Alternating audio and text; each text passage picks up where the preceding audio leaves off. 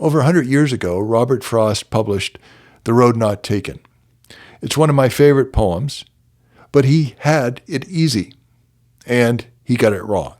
In the following video, I'll tell you why, and maybe how I can help you find your own path. Robert Frost first published the poem The Road Not Taken in 1916, and he actually wrote it as a joke for a friend of his who walked with him, Edward Thomas, a friend who struggled with FOMO, the fear of missing out when choosing one path over the other. The poem describes how two roads diverged in a yellow wood, and although the path on both roads were about the same, he took the one less traveled by, and that made all the difference. The road, of course, was a metaphor for life, and Frost alludes to this when he writes that he doubted if he would ever come back to try the other path. Although I love the poem, I think he was wrong in two ways. First, he concludes that I took the road less traveled, and that made all the difference. Well, if he took that road, and he did not take the other road, then how would he know that it made all the difference? We all make choices throughout our lives based on the information we have at the time, which by definition is limited and often biased. Hindsight is always clear, always 20/20 or better. Small decisions, like turning left or right, or big decisions like leaving a job, could have a profound impact on the rest of your life. In the movie Mr. Destiny, Mike the bartender tells Larry, the central character, how merely hitting or missing a baseball changed the trajectory of his life. My life changed so much just because I hit one stinking baseball. Well, you see, Larry, one's destiny is a very complicated thing. Every incident in a person's life affects everything else that follows it. Instead of missing the baseball, however, you hit it. Then you became a hero, married the prom queen, and so on and so forth, until you find yourself exactly where you are.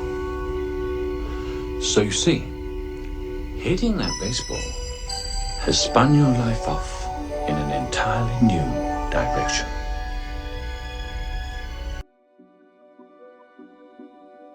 So regarding the road not taken, we do not know what would have happened if Robert Frost took the other road. It could have resulted in a better, worse, or actually an equal outcome. Nevertheless, the message that many readers take from the poem is this idea of taking a different road. And I agree that interpretation is a positive one.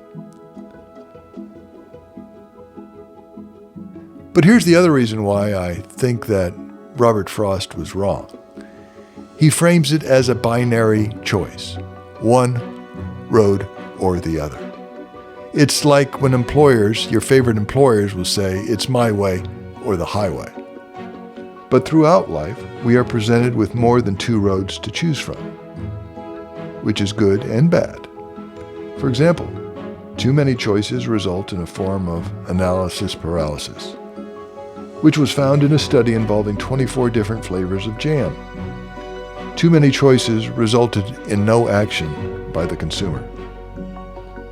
At the same time, not enough choices makes us feel trapped.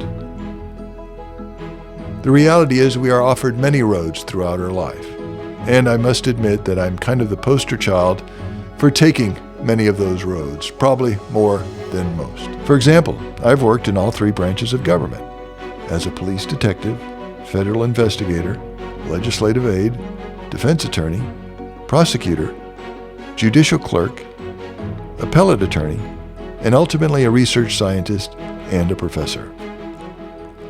Although all these careers did share a common thread, I was often disillusioned.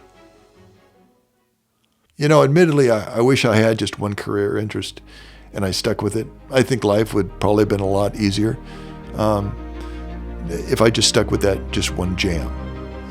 But that's not who I was. And you have to deal the cards that you've been dealt. And it's part of acceptance. It's accepting the way you are, both the good and the bad. That's a road I can travel upon, and a road that can certainly make all the difference. I hope this has helped. If you liked the video, give it a thumbs up and subscribe. because this subscription is for free, unlike most things in life. Thanks for watching.